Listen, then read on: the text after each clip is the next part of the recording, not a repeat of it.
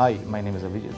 I want to welcome you to the plan phase, and as you must have figured out now, that plan phase typically follows the initiation phase, which is your project charter phase.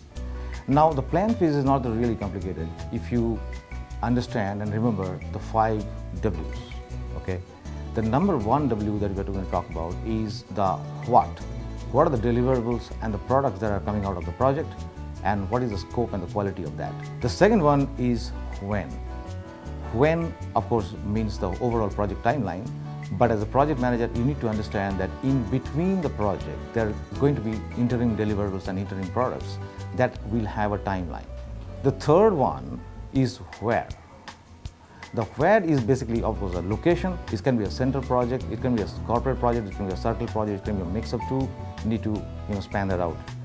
The fourth one is the how, and this how, W of how, is very, very important because it actually sets you up for the next phase, which is going to be the execution phase. In the how, what you do is basically the strategy, the execution strategy is developed, and execution strategy actually drives you towards understanding what are the dependencies and what are the timelines that are going to drive the project forward. It also tells you the assumptions that you need to take care of, and as well as the risks that you need to mitigate.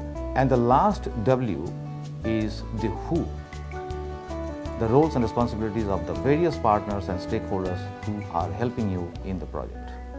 So with all these 5 W's in place, I think it should be good enough to a robust plan phase.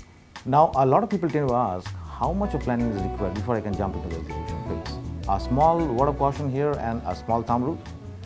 If you are actually in a long haul project, which is actually a complex project, is going to take more time than 12 weeks, you should ideally plan for an iterative planning, which in other words means that you actually have an overall high-level plan in place and a detailed level plan for the next immediate 8 weeks. There has to be a provision for changing the plan, which is actually sort of captured in a change management plan.